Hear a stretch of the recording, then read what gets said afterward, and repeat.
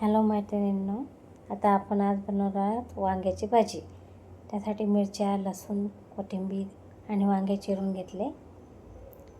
त्यासाठी मिरच्या भाजून त्याचा ठेचा करून घेतला. चांगला खलबत्त्यात तसं बारीक करून घ्यायचं. मिरच्या आणि ते ठेचा करून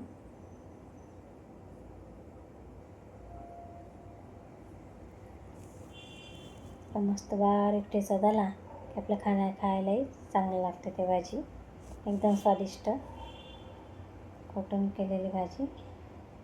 आता आपण गॅसवर कढई ठेवू.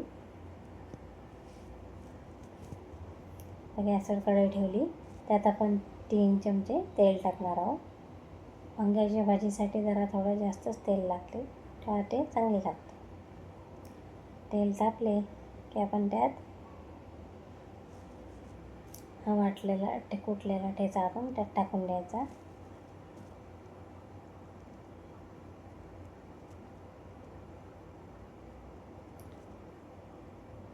तेलामध्ये असा छान चांगला होऊ द्यायचा तो.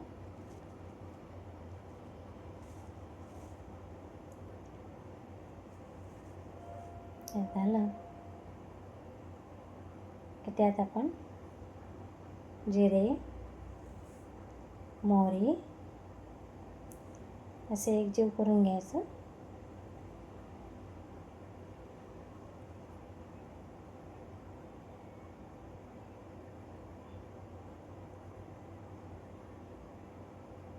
आता अजून हळद, थोडा गरम मसाला घालून एकत्र करून घ्यायचं. आणि त्यात आपण चिरलेले वांगे थोडेसे त्यात कोथिंबीर टाकायची आणि मग आपण चिरून ठेवलेले वांगे त्यात टाकायचे.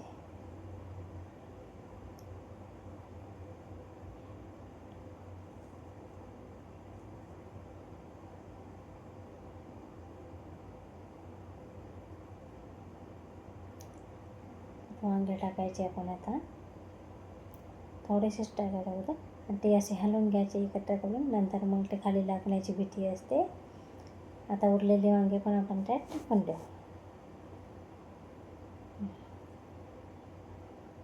सगळे वांगे आपण त्यात टाकून देऊ. थोडेसे असे एकजीव होऊन एका मंद आचेवर त्याला गॅसवर छान असे होऊ देऊ आपण.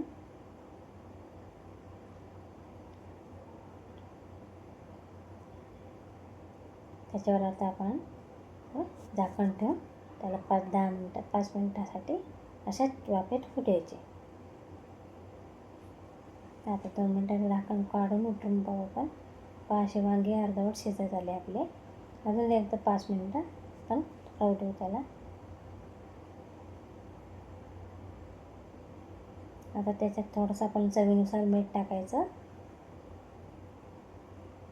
परत एकदा हलवून चेक करायचे. त्यात आता आपण आपल्याला लागेल तेवढं पाणी टाकायचं. ते वांगी शिजली पाहिजे. आपण ह्या वांग्यामध्ये जास्त पाणी टाकायची गरज नसते. त्यालाच आतून पाणी सुटते मीठ टाकल्यामुळे. त्याच्यावर झाकण ठेवून आपण त्याला 5-10 मिनिटं असंच ठेवून देऊ. वांगी शिजते आपली.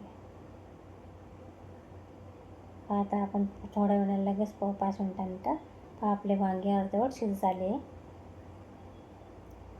अजून थोडं आपण त्याला शिजू देऊ.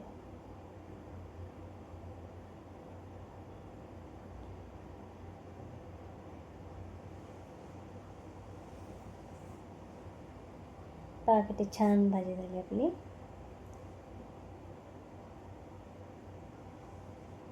आता आपण त्याला असं छान रवीनं अशी घोटून घेऊ ती भाजी.